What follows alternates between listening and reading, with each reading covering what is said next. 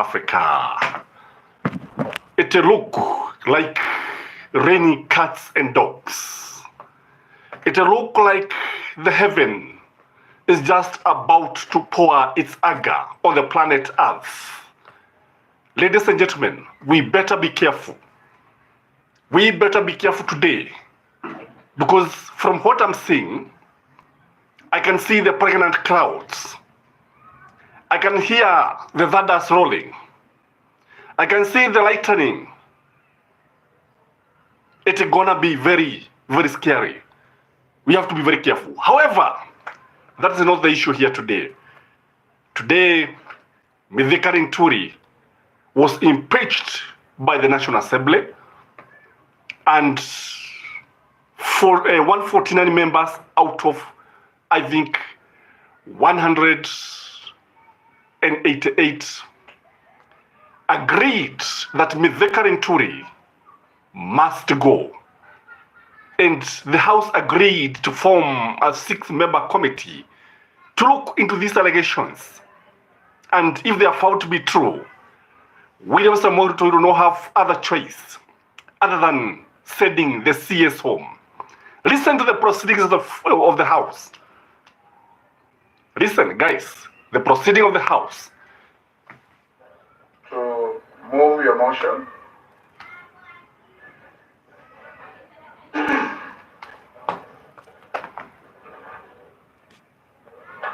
Honorable Speaker, pursuant to the provisions of Article 152(6) of the Constitution, Yeah, Mon, karibu. and Standing Orders 64, 1A and 66, We are watching the impeachment of Mithika Nturi this is the Honorable as we wait for what the heaven is going to pour. Cabinet Secretary, Because it look like mambo si mazuri sana. Mvua inaweza kunyesha, mvua ambayo haijaonekana katika taifa la Kenya. gross violation of the Constitution. You start by saying, I beg to move the following motion. Then you read the motion as it appears on the order paper. Then you now elucidate your arguments. Honorable Speaker, thank you. I beg to move the following motion. That pursuant to the provisions of Article 152(6) of the Constitution and Standing Orders 64, 1A and 66, this House resolves that the President dismisses the Honorable Franklin Mithika Nturi from the office of the Cabinet Secretary for the Ministry of Agriculture and Livestock Development on the following grounds. 1. Gross violation of the Constitution. A. Violation of Article 2 and 10, 1C of the Constitution. That Honorable Franklin Mithika Nturi, acting as the Cabinet Secretary responsible for the Ministry of Agriculture and Livestock Development, appears to have committed gross violation of these constitutional provisions by 1. Not undertaking public participation with leaders, stakeholders, or even departments within the ministry in the implementation of far-reaching policy decisions on the procurement and distribution of fertilizer, therefore violating the provision of the Constitution on national values and principles of good governance, insofar as he acted as a state officer to make and implement a public policy to approve the procurement and distribution of fertilizer, contrary to recommendations of the National Cereals and Produce Board, an agency in the ministry. And 2, by approving procurement and distribution of fake fertilizer by the National Cereals and Produce Board, discloses a gross violation of national values and principles of good governance insofar as he acted as a state officer to make and implement a public policy to approve the procurement and distribution of fake fertilizer, contrary to Article 10, 1B of the Constitution. B. Gross violation of Article 46 of the Constitution. That 1. Franklin Mithika Nturi, acting in his role as the Cabinet Secretary responsible for the Ministry of Agriculture and Livestock Development, appears to be in gross violation of this constitutional provision by 1. Infringing on consumers' rights to goods and services of reasonable quality and to the protection of their health, safety, and economic interests by approving the procurement and distribution of fake fertilizer, and 2, approving the budget for procurement and distribution of fake fertilizer by the National Cereals and Produce Board, thereby violating consumers' rights to goods and services of reasonable quality and to the protection of their health, safety, and economic interests, as he approved the procurement and distribution of fake fertilizer contrary to Article 46 of the Constitution. C. Gross violation of Article 73 of the Constitution. That the conduct of one Honorable Franklin Mithika Linturi, acting in his role as a cabinet secretary responsible for the Ministry of Agriculture and Livestock Development, appears to be a gross violation of this constitutional provision insofar as the public trust was exercised in a manner that is inconsistent with the purposes and objects of the Constitution. He failed to demonstrate respect for the people, failed to bring honor to the nation, dignity to the office, and failed to promote public confidence in the integrity of the office, contrary to Article 73, 1A, 1, 2, 3, and 4 of the Constitution. D. Gross violation of Article 201 of the Constitution. That one Honorable Franklin Mithika Linturi, acting in his role as the Cabinet Secretary responsible for the Ministry of Agriculture and Livestock Development, appears to have committed a gross violation of this constitutional provision by approving and procurement and distribution of fake fertilizer by the National Cereals and Produce Board. This amounts to a gross violation of principles on public finance insofar as public money is concerned, and that public money was not applied in a prudent and responsible way when he approved the procurement and distribution of fake fertilizer contrary to Article 201D of the Constitution.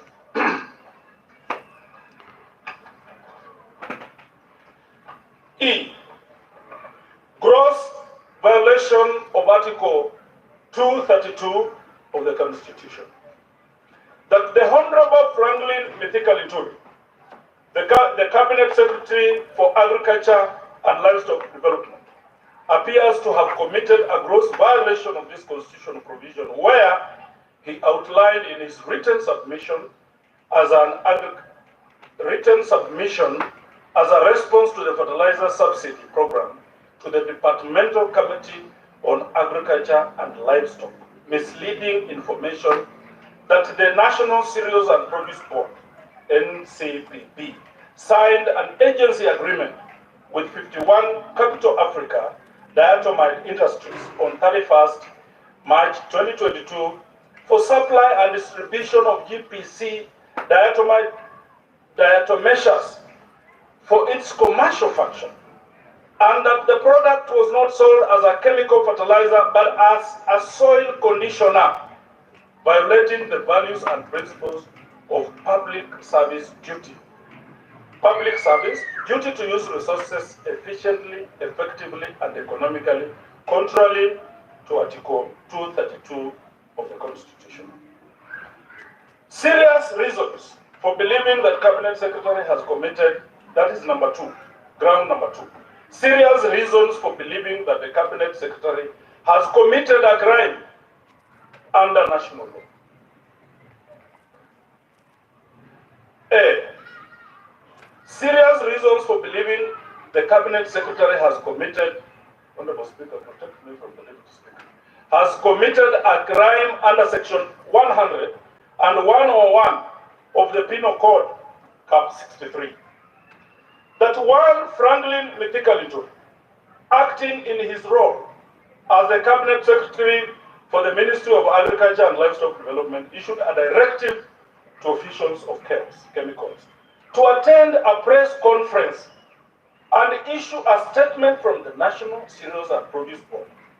His subsequent closure of the factory and declaration of it as a crime scene due to the company's refusal to participate in the staged press conference discloses grounds that there are serious reasons for believing that the cabinet secretary has committed a crime under national law, including but not limited to the offenses involving abuse of office and false claim by a person employed in the public service contrary to section 100 and 101 of the Penal Code, Cap 63. B. Serious reasons for believing the cabinet secretary has committed a crime under section 353 and 355 of the Penal Code, Cap 63.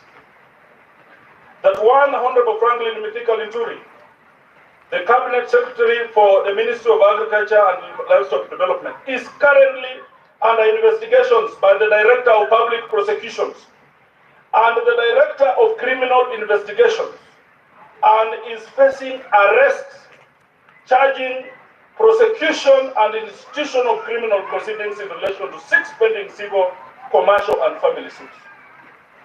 This discloses grounds that there are serious reasons for believing that the Cabinet Secretary has committed a crime under national law, including but not limited to offenses involving uttering false documents and procuring execution of documents by false pretenses, contrary to sections 353 and 355 of the Penal Code, Cap 63.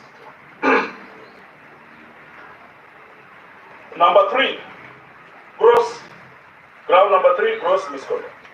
That one, Honorable Franklin Mithika Linturi, acting in his role as the Cabinet Secretary responsible for the Ministry of Agriculture and Livestock Development, by approving procurement and distribution of pet fertilizer by National Cereals and Produce Board, insofar as being a state officer. One, has failed to exercise public trust in the best interest of the people of Kenya, and this amounts to gross misconduct contrary to section 8 of the Leadership and Integrity Act, Cap 185C. 2, has failed in the performance of his duties to the best of his ability to carry out the duties of the office efficiently and honestly, and to carry out the duties of a transparent and accountable manner. And this amounts to gross misconduct contrary to section 10A and B of the Leadership and Integrity Act, Cap 185C.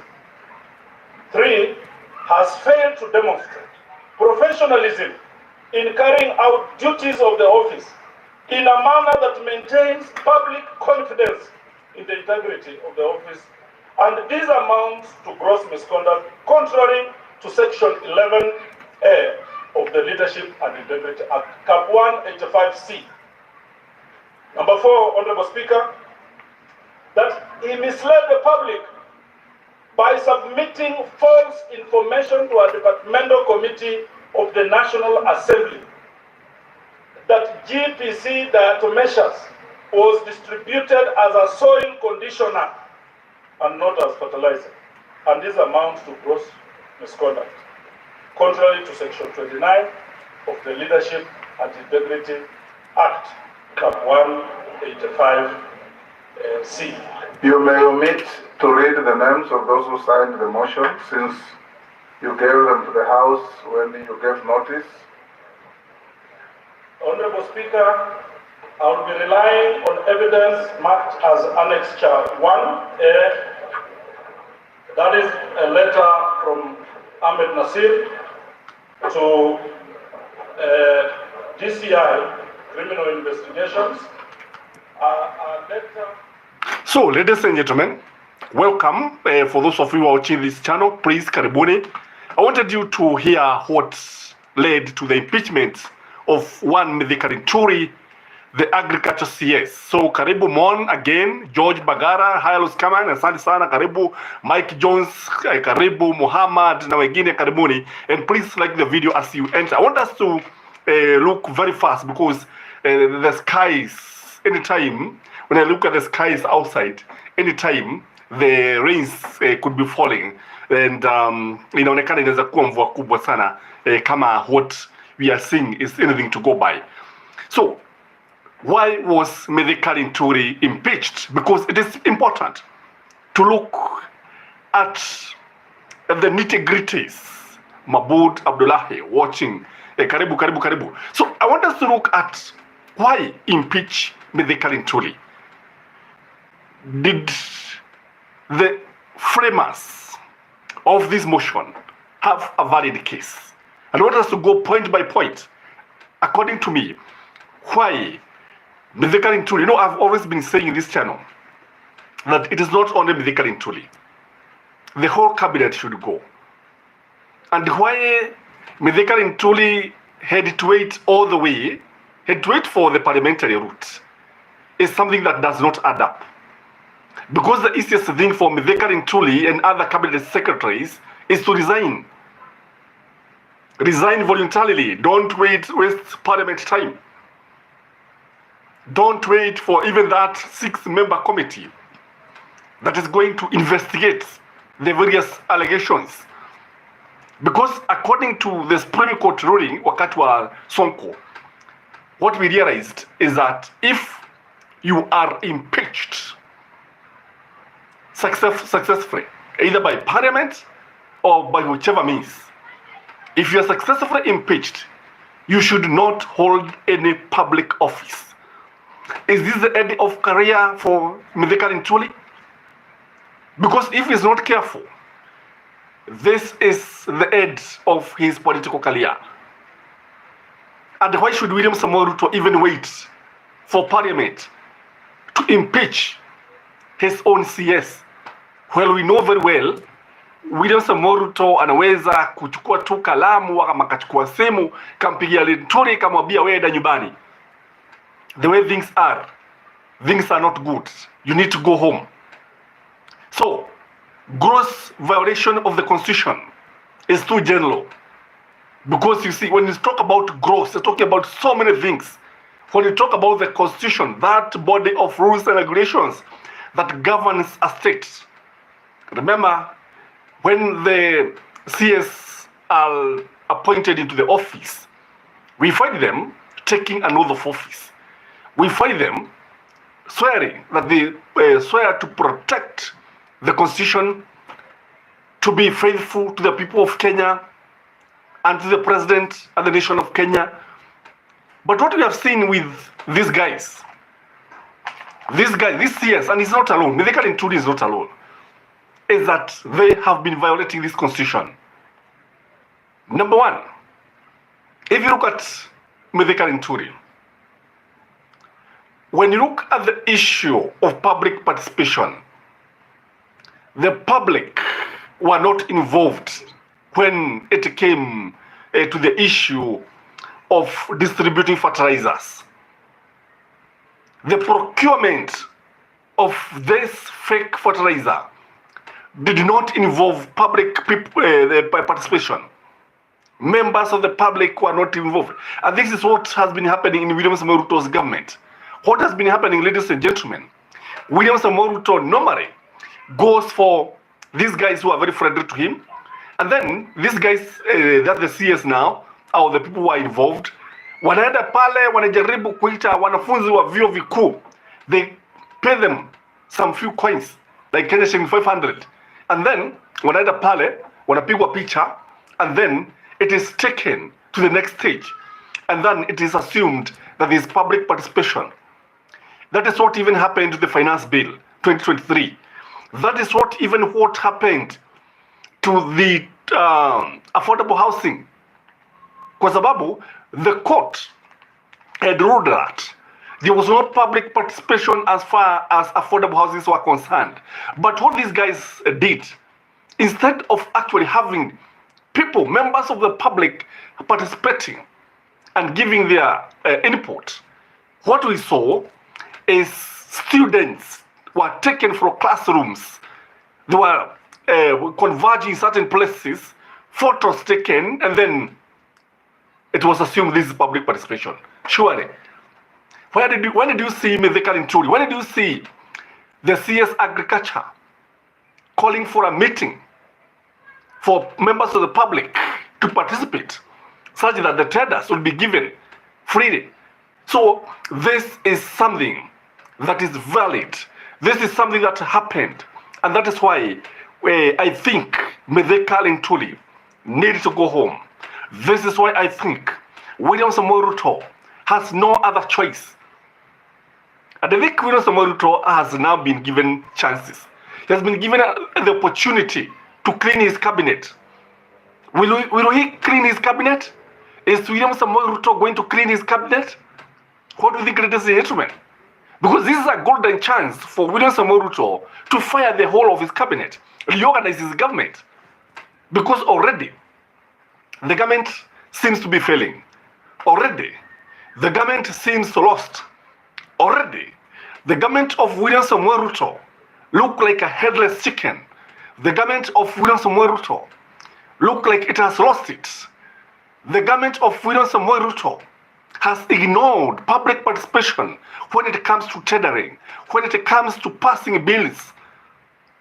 It is a requirement by the Constitution that the members of the public must participate in any bill before it goes to Parliament. But that is not what has been happening. The second issue is infringing consumers' rights. You know, consumers have their own rights. We are the consumers. Our rights were infringed. You know, the farmers have the right to get high quality fertilizer. That is not a privilege. That is an inalienable right. That is something that was actually infringed by the CS Agriculture. So he has no reason of being in office. Any public officer who infringe the rights of Kenyans, who infringe the rights of workers, who infringe the rights of citizens, consumers,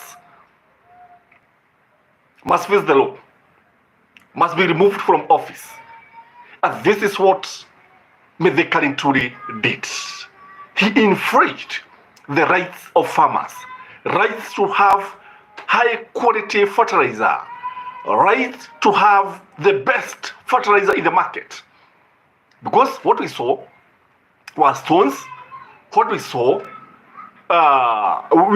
something that looked like, it doesn't look like fertilizer. We saw dog dung. We saw stones. We saw sawdust in the name of fertilizers. So the fact that our leaders have been infringing on our rights, and by the way, it is not only Mithika Linturi who have been infringing on consumers' rights. When these guys brings poisoned sugar in the country, they are infringing on consumer rights. When these guys brings edible oil that does not meet the standards of Kenya Bureau of Standards, they are infringing on our rights. When William Samoei Ruto's government interferes with the products in the market, when the quality is compromised, that is infringing on consumers' rights. When William Samoei Ruto overtaxes Kenyans, he is infringing on consumers' rights. When William Samoei Ruto increases the cost of electricity, he is infringing on consumers' rights. When William Samoei Ruto increases the cost of electricity, he is infringing on consumers' rights. So the consumers' right is a very, very wide topic, a broad topic that we can take the whole day here showing how William Samoei Ruto and his government have been infringing on consumers' rights. When you let the principals of high schools to charge parents the way they want, when you let the parents on the mercy, when you leave the parents on the mercy of the merciless principals, then you are infringing on the rights of consumers. You are infringing on the rights of citizens. So what we are saying here, ladies and gentlemen, Mithika Linturi infringe on the right of farmers. And you see, I've always been saying, samaki huoza kwanzia kichwani. Ladies and gentlemen, the safety of consumers and the safety of farmers was also compromised. The safety, the health, when you look at the health of our the citizens, my goodness, those are that doesn't right and over. It's gonna be scary, guys. Becoming scary. Hope although the Met guy said that Thursday, which is today, and Friday, which is tomorrow, we're gonna experience a heavy downpour. And I think it is important those people who are outside take refuge somewhere, but away from trees, because this rain, the way you are seeing outside, the way you can see, it's already raining, and we are still going to continue despite the rain. So guys, you can hear me. Please let me know if you can hear me, so that we can continue. So what we are saying here is that the safety of consumers was compromised, highly compromised, because who knows what was in that fertilizer. The health risk was actually on a high scale. When you bring fertilizer that you don't know where it has come from, when you don't know the kind of chemicals that have been used to make this fake fertilizer, and you're the CS agriculture, then you are compromising the health of Kenyans. Then what you are doing, you are risking the health of thousands and thousands of Kenyans. When you are allowed to do this, to continue being in office, then you realize that you are not only risking the lives of our children, but even the lives of the farmers themselves with this fake fertilizer. So the impeachment of Mithika Linturi is good news to this country. I think for once, Parliament has stood to its calling. For once, Parliament has tried. Tumesema mgala muwe na kiumpe. But when you look at what Parliament has done, Parliament has realized that Kenyans are mad. Kenyans are not happy with our Parliament, because Parliament has been selling Kenyans to the executive. But now, because they know that Kenyans are not happy, that is why they are now coming to defend the common mwananchi. That is why they are now coming to stand to be counted. That is why everything is about politics here. But all said and done, the health of Kenyans, the health of our nation, the health of our farmers, the health of our animals was put at risk by one Mithika Linturi, the CS agriculture, by selling fake fertilizer. The other thing is that the CS presided over the distribution of fake fertilizer. He presided over the distribution of fake fertilizer, something that should not have happened. As the CS in charge of agriculture, he was not supposed to preside over the distribution of fake fertilizer. You know, from all angles, the fertilizer was fake. From all angles, Mithika Linturi was in charge of this ministry. From all angles, fertilizer was fake and was distributed to all corners of the country. And the man in charge of this distribution was none other than Mithika Linturi. So Mithika Linturi should have gone home like yesterday. William Samoei Ruto should have fired Mithika Linturi like yesterday. Why wait for Parliament?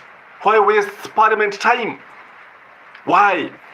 Why wait for this route when there was a cheaper and an easier route and a shorter one in that case? The fact that fake fertilizer was distributed to the farmers and was presided by Mithika Ntuli is reason enough to make him go home. All other factors notwithstanding. The other thing is that when you look at Mithika Ntuli has lost the public trust. Nobody is trusting Mithika Ntuli. Nobody is trusting William Samoei Ruto's government. Nobody. Hakuna hata mmoja. Hakuna. And I think it is the same case that applies to the government of William Samoei Ruto. Kenyans, Mahab Abdullahi, karibu sana. What we are saying, nobody, when you look at Kenyans, you realize that they have completely lost trust with the government of William Samoei Ruto. Not only Mithika Ntuli, not only the trust on Mithika Ntuli, but the trust of William Samoei Ruto's government. The other thing is that this government does not respect the people. Mithika Ntuli also is one man who does not respect farmers. He has no respect for farmers. Otherwise, kama angekuwa na heshima wapiga kura, hatungeona jambo kama hili. Otherwise, kama angekuwa anawaheshimu watu, hangefanya hivi. This man does not respect Kenyans. This man should have gone earlier. Parliament should have impeached him earlier. A CS who does not trust, who does not respect Kenyans, a government does not respect voters, has no business being in government. A government that does not respect the farmers who feed the nation should be fired.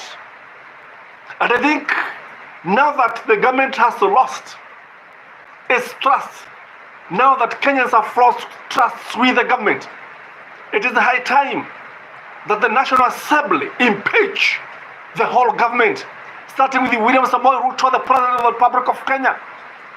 Let him be impeached. Impeach Rigathi Gachagua. Fire the government. Even if it means going to the election, fire the whole government. Even if it is having, but then it is raining. Allow me just to close the window. Just a minute. Just a minute.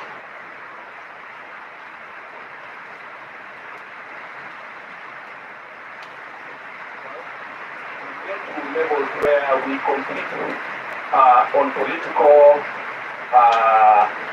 affiliation, but on this particular matter, where the CS is genuinely and criminally involved in this particular issue of denying Kenyans their right, denying Kenyans their opportunity to produce, to ensure that we have food security in this country.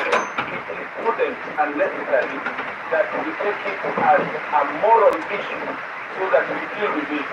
We need to demonstrate to Kenyans that as a house, we can also stand with them. It is not political, it is a moral issue. I support it. Thank you. All the honorable members of the office, take your seat. Order. The members are now proposed to the system. The control of the provision of Article 126 of the Constitution. Standing Order 4-1 This House is closed to the President. The order will pass in the President of the Cabinet Secretary. The Minister of Agriculture by the President.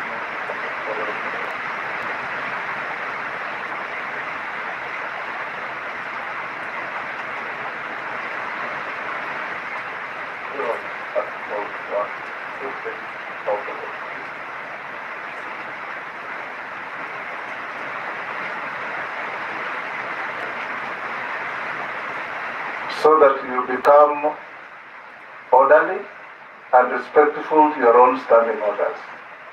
It's completely out of order for the Speaker to walk in the procession and you are seated on your phone as if nothing is happening in the House. Those members who are doing that, you know yourselves, I don't need to mention you. Don't do that again. So call out order number 13. So guys, Order number 13. Special motion. that is a special motion in the National Assembly where Mithika Ntuli was impeached and the grounds were compelling. The grounds were convincing. Because, as I have said, Mithika Ntuli had brought dishonor to the office of the CS Agriculture. He has brought dishonor to the Republic of Kenya. He has brought dishonor to the President. He has brought dishonor to everyone in government. Dishonor in the fact that he presided over the distribution of fake fertilizer. Dishonor in the fact that he was there when farmers were buying stones and dog poop. He was there when the distribution was being done by corrupt officials in the government. He was there when things were going haywire. He was there and brought dishonor to the government of William Samoei Ruto instead of protecting the government that appointed him, the appointing authority, that is the president, was also embarrassed. Mithika Ntuli is an embarrassment to this nation. Mithika Ntuli should be an embarrassment in Africa to the farmers. He is an epitome of embarrassment. Even from the Kenyans themselves. Nobody, and I repeat, nobody want to be associated with a CS who presides over fake fertilizer. This is a dishonor to the nation. This is a dishonor to the Republic of Kenya. This is dishonor to the appointing authority. Ladies and gentlemen, public funds were used. Public funds were used to buy fake fertilizer. Public funds is money from you and me. Public funds is money meant for public. Public funds is money collected from the taxes that you pay and the one that I pay. It is this money that was used to buy fake fertilizer. It was your money, it was my money, it was our money that was used to buy fake fertilizer. We are not going to allow this. We are not going to accept this. Ladies and gentlemen, we are not going to accept this kind of scenario. The president is very busy taxing Kenyans. The president of the Republic of Kenya is increasing taxes every day. But the public funds, this money, is misused by his CS. This money is misused by the people who are supposed to be entrusted with the public money. Public funds need to be spent in the best way possible. Lakini sio kutumia pesa za mwananchi kama sio pesa, kama umeokota pesa. Hizi pesa ni zetu. Hizi pesa si za mama mtu. And as like Isaac Ruto would say, hii pesa sio mama yako. Hii pesa ni pesa ya mwananchi. Presiding over fake fertilizer is wrong in my view. Again, Mithika Linturi gave misleading information. He gave misleading information to the public. He told Kenyans that the fertilizer was substandard and it was not fake. That is what he said. And you see, this I think that was actually look like it was an insult to Kenyans. Selling stones to farmers, then you're talking about substandard, because that was not fertilizer. What was sold to the farmers was not fertilizer. So he gave misleading information. The fact that he gave misleading information, the fact that he had brought dishonor to the office of the CS, the fact that he was infringing on consumers' rights, the fact that he has turned out to be an embarrassment of this nation. I think Parliament did the right thing to impeach him. About 79% of members of Parliament who voted agreed or voted that Mithika Linturi should go. What he committed is a crime. From all angles, what Mithika Linturi did was a crime. A crime punishable by the rules of Kenya. What he did should not have happened in the first place. Presiding over fake fertilizer, presiding over distribution of fake fertilizer is a crime. It's a criminal offense. And I think it is also very clear that this is abuse of office, if you ask me. And Mithika Linturi is not the only one. This government and the CSs are known to abuse the office. They abuse the office. They don't care. They say anything that they want. They do anything that they want. Wako tu pale iwe yawe tu. From the deputy president to the president to the CSs, this total abuse of office. Abuse of office is doing things that you're not supposed to do while you hold that office. That is abuse of office.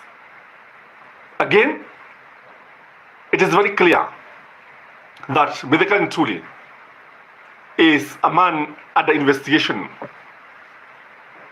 Under investigation with, I think, 6 civil cases. Some of them touching on his private life. What does this tell you? This tells you, right from the beginning, he was the wrong choice. Right from the beginning, William Samoei Ruto made a mistake. Right from the beginning, William Samoei Ruto appointed the wrong person. Right from the beginning, Mithika Linturi should not have even been the agriculture CS. He should not have been allowed to be the agriculture CS. Because I think here, William Samoei Ruto did not carry due diligence. There was no due diligence when the CS agriculture and other CSs were being appointed into the office. Kile ambacho kilikuwa kinaangaliwa ni urafiki. Urafiki, hakuna kitu kingine. If you are my friend, I appoint you as a CS. If you have been funding me during the campaign, I give you something, and then you support me, you scratch my back, I scratch your back. This is what we call abuse of office. Again, there's this issue about chapter 6. Chapter 6 is a very important chapter in our constitution, and it talks about integrity, leadership and integrity, and really, is it upheld by our leaders? And I think Kenyans need to hold their leaders into account, because we have seen so many leaders who do not respect chapter 6 of our constitution, the chapter on leadership and integrity. In fact, anybody who brings dishonor to the office that he holds should not hold that office. Anybody who presides over corruption should not hold that office. Anybody who loses public confidence, like Mithika Ntuli, because the public had completely lost confidence with him, should not hold that office. So guys, that is what happened in our parliament today. Guys, that was very, very important for us to know, because when you have one institution, parliament has a role of oversight. Only that wamekuwa tu pale wakihogwa pale na the executive. They have been there, and what has been happening there is that hakuna jambo muhimu ambalo wamekuwa wakifanya, lakini sasa tumesema wameanza, na kwa sababu wameanza, sisi tutangojea tuone vile ambavyo wataendelea, kwa sababu mwanzo wa goma ni lele.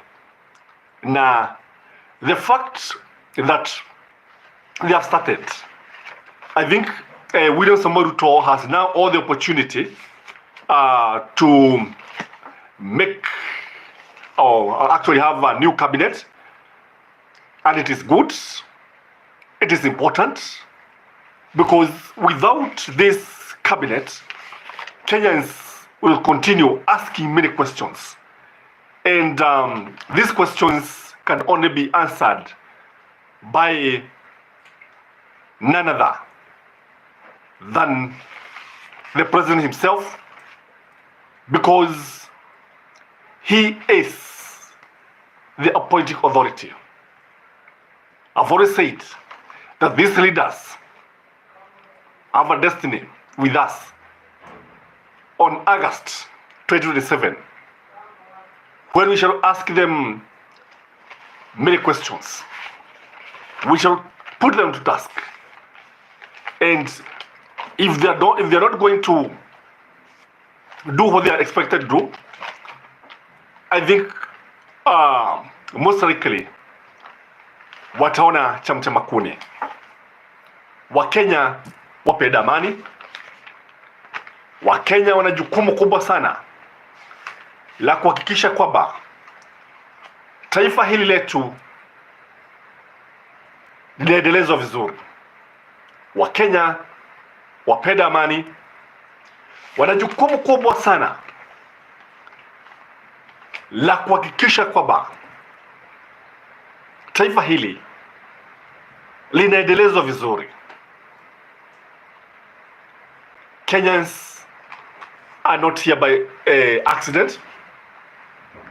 Kenyans are not here by chance. We are here because we should be here. We are not visitors to our country.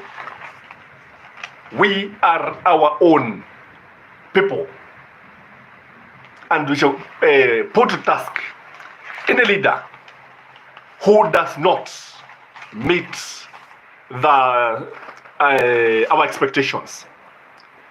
I don't know where you are guys, whether it is raining, huku kunanyesha mvua kubwa, and hii mvua imekuwa ikiendelea kwa muda sasa, na we have always been told to be very careful with this kind of rains, because if you are not careful, we can find ourselves in hot soup. And I wanted to listen to these guys. Has failed to exercise public trust in the best interest of the people of Kenya, and this amounts to gross misconduct contrary to Section 8.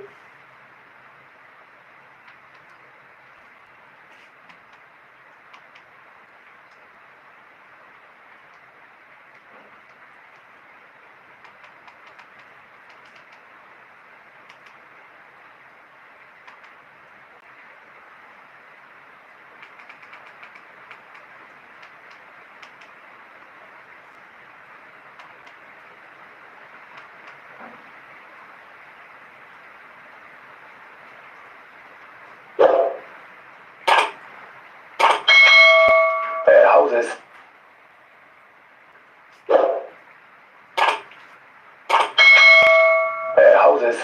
I will be going to Makongeni, hopefully in the next maybe 3-4 weeks or 1 month, to launch another 30,000 houses.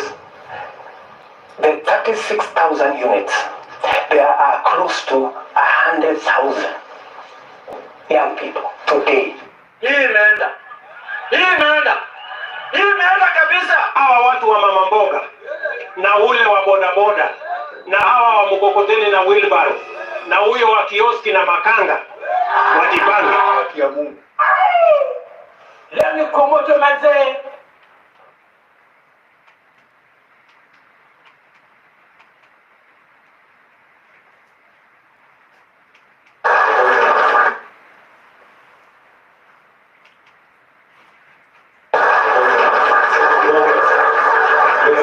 We are having a very big debate in Kenya. At least we are discussing money. You know, we are not discussing those other things. We are not discussing who is coming from where, who is black, who is tall, who is fat, who is thin, who is what. I know many people, and Agnes has made a case that we should go slow on the taxation around this area. But you guys are making money. Yeah. But anyway, tutaongea. I have told the committee in Parliament to have a chat with you, and I'm happy that you say you guys are happy to have a chat. We are willing to relax some of the issues, but you know we are making huge investment in this space. And if this is the future of work, it is the future of where we are also going to get revenues to run government. Senor?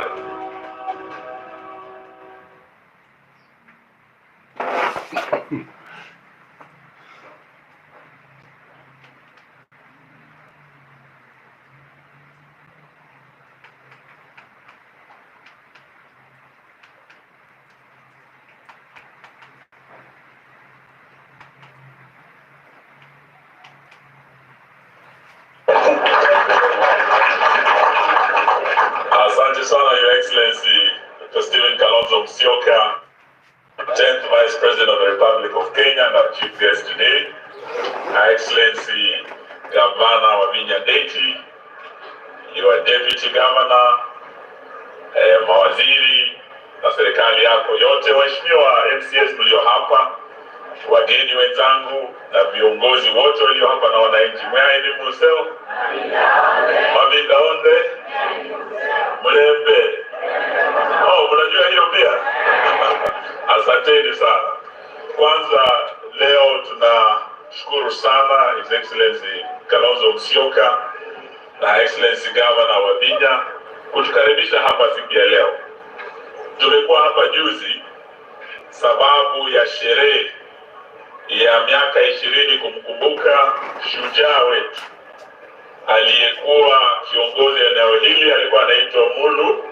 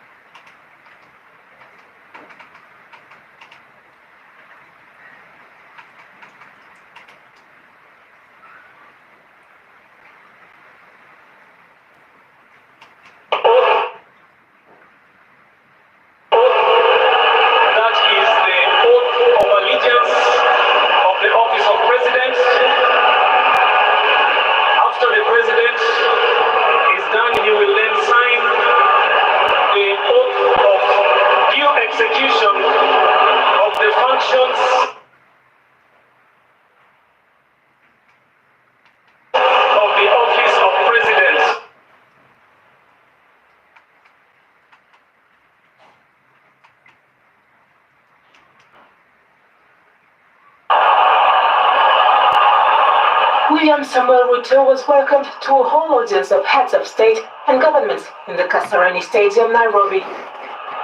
The officials attended Tuesday the inauguration ceremony of Kenya's 5th president since independence. After serving as deputy president under Uhuru Kenyatta, Ruto took the oath for the top office. Of the people of Kenya. So help me God. So help me God. He swore to be faithful to the Republic of Kenya, protect and defend the Constitution and laws, and uphold the sovereignty, integrity, and dignity of the people of Kenya. The 60,000-seat stadium was filled before dawn. Many spectators were clad in yellow, the color of Ruto's party, and waved Kenyan flags. All wanted to witness the moment the United Democratic Alliance candidate would officially be sworn in. However, the venue could not welcome everyone. Scores of people were crushed and injured as they forced their way into the stadium.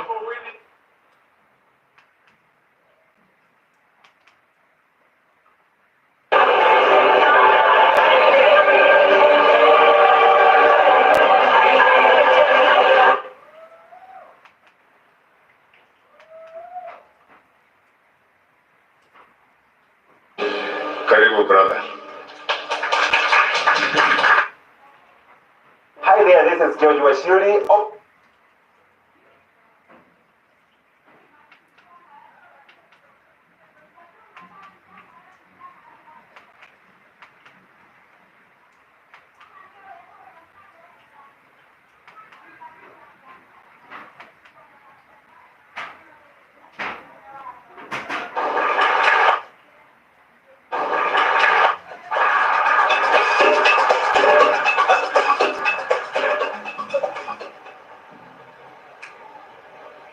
Your Excellency, President Mohamed Ghazani, Chairman of the Africa Union Assembly. Ladies and gentlemen, President William Samoei Ruto may end up addressing Congress, that is the equivalence of a national parliament in the US. And according to the Speaker of the Congress, he's most likely going to address the Congress, and you turn out to be, I think, the third African leader to address Congress. And I was asking myself, why is it that is forcing America, or what is attracting people, American people, to have William Samoei Ruto maybe address Parliament? What does he have to offer? That's a big question. That is what we are asking. But if you listen to William Samoei Ruto is a smooth talker. William Samoei Ruto is a very convincing leader. When it comes to giving speech, he's excellent. The problem comes to when it comes to implementing. Listen to this speech when he was addressing African side of state. Your Excellencies, heads of state and government. Your Excellency, my friend, Ajay Banga, the President of the World Bank Group. Excellencies, distinguished ladies and gentlemen, good morning and welcome to Kenya.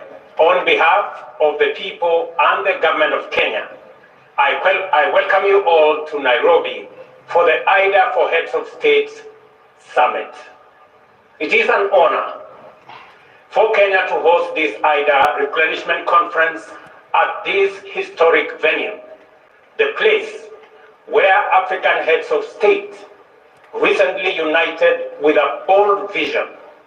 Here, we committed to transforming our continent into a thriving middle-income region, leveraging our unique potential to drive global solutions. Today, we build on that legacy by actualizing our potential to provide those solutions through necessary financing. I extend my deepest gratitude to each of you for joining us at this pivotal summit. Your presence not only honors us, but also reaffirms our shared commitment to the International Development Association, our cornerstone for achieving the development goals of our continent. and beyond our continent. We convene at a critical juncture, facing a convergence of global crises. This includes escalating geopolitical tensions that challenge international unity, a deepening development and debt crisis that threatens our economic stability, and urgent climate emergencies that demand immediate and collective action for our planet's survival. Today, we gather here. Kenya and the broader East Africa region faces severe flooding that devastated communities, destroyed infrastructure, and disrupted our economies. Concurrently, Southern Africa confronts intensifying drought, affecting nations like Malawi, Zambia, and Zimbabwe. Just last year, the roles were reversed.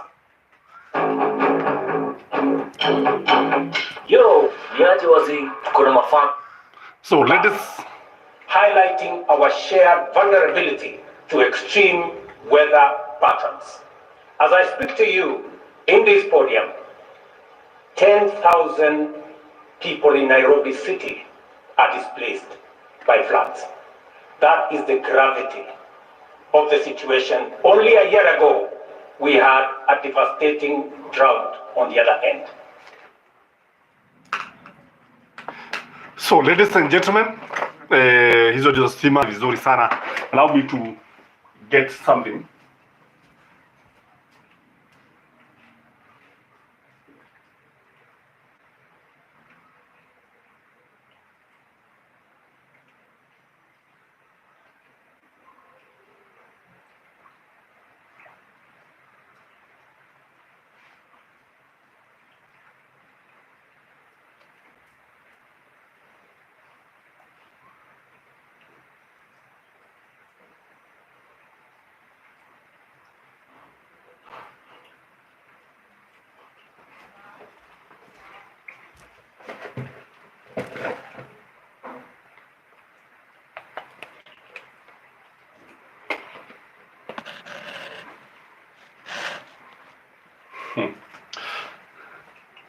So guys, karibuni tena.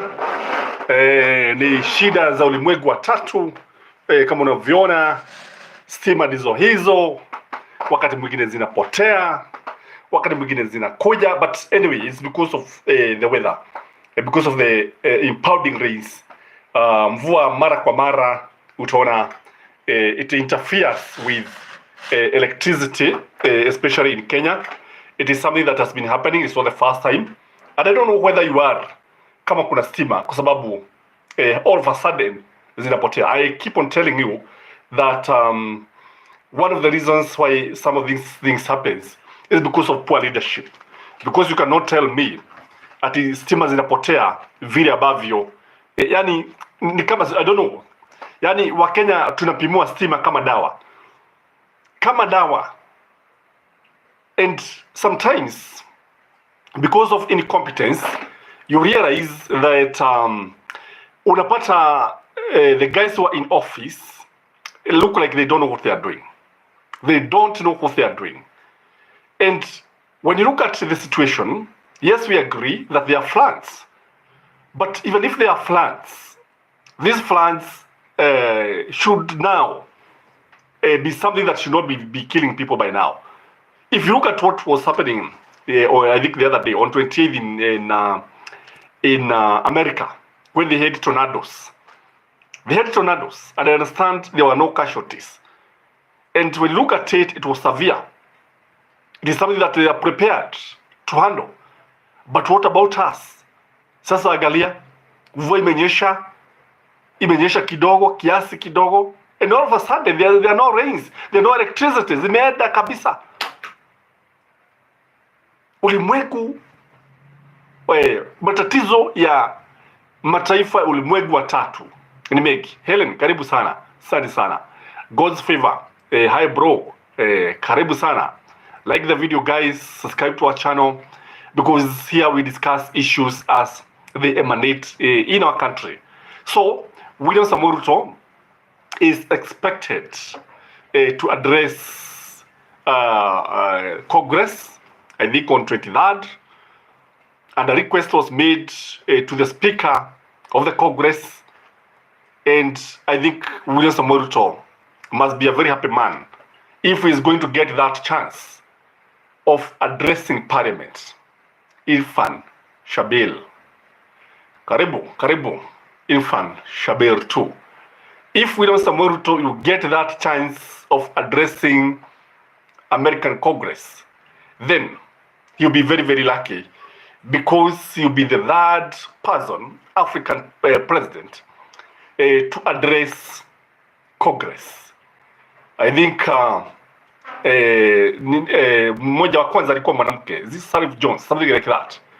Now, the question that I'm asking myself, I want you maybe to help me here to think, is simple. What is this that is making America to have the interest of William Samoei to address Congress? Why? Because Kibaki had been to the US as a third president of the Republic of Kenya. He never addressed Parliament. He never addressed the Senate. He never addressed Congress. Uhuru Muigai Kenyatta, the fourth president of the Republic of Kenya, was invited by Donald Trump. Yes, he went there together with Margaret Kenyatta. But we don't see the American bothered with these kind of issues. They were not bothered. Moi was there. Kenyatta was there. Kenyatta 1 was there. But now Ruto, the fifth president of the Republic of Kenya, is going to address Congress. You know, politics is about interest. I've looked at America. I've tried to study America, especially the leaders. I've noted one thing, that America is about self. America is about self-preservation. Chochote ambacho Marekani wanafanya ni kujinufaisha wao wenyewe. Chochote ambacho wa Marekani wanafanya is just to ensure that it is their interest. American interest comes first. And that is why, you know, when Barack Obama became the president of the Republic of Kenya, there are some Kenyans who had illusions that would help Kenya a lot.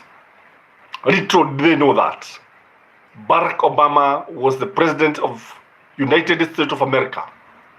He was not the president of Kenya. And I even doubt if you are in Kenya, if could have been elected, even a governor. I doubt, even a senator. Because of tribalism. So why is America interested with William Samoei Ruto addressing Congress? Number one, in my view, is because of business interest. America has been trading with Kenya. We have seen the lady in charge of trade visiting Kenya many times. The last time she came, I remember she refused to meet Moses Kuria, who was the trade CS then, because of the way Moses Kuria is using full language. And because the America-Kenyan business leans heavily in favor of American, I think they just want to continue with the current situation such that American government can continue reaping big, can continue exporting its goods to Kenyans. And Kenyans can continue importing goods from America. That is the truth of the matter. So it is about business interests, nothing. It's about trade interest. when William Samoei Ruto addresses Congress, his ego will be elevated. And do you think William Samoei Ruto, once his ego is elevated, do you think he can joke with America? Do you think he can say anything negative about America? He can't. And by the way, do you think William Samoei Ruto can talk the way Museveni talks? So Museveni talks, he tells the Bretton Woods institution, you are just there to make profit. You are just there to make profits. Hakuna kazi ingine, mko pale tu mjinufaishe nyinyi wenyewe, mpate faida. But after addressing Congress, William Samoei Ruto will be humbled. I'll be forced to always sing the tune of the American government. The second thing why America wants William Samoei Ruto to address Congress is because of politics. It's all about politics. When you look at Africa, Africa these days seems to be leaning towards China. And this is worrying America. America as a superpower is worried that many African governments are leaning heavily towards China. And because of this, America is trying everything possible to woo the African governments. And who would be a better person than William Samoei Ruto? Because for one, he is among the newest president in Africa. He is among the most influential presidents in Africa. Because when you look at William Samoei Ruto, he has managed to bring so many presidents in Kenya. He has managed to bring so many heads of state and heads of government in Kenya within a very short time. This one tells you that he's influential. We have seen Africa heads of state converging in Kenya, not once, not twice, many times. In fact, this week, they were in Nairobi. They were in Nairobi, courtesy of William Samoei Ruto. So when he is going to address the American government, definitely utaona wengi wakifuatilia kile ambacho kitakuwa kikiendelea pale. The other thing is about GMO. Kenya has been dilly-dallying on the issues of GMO. Kenya imekuwa pale kidogo tu, just a minute.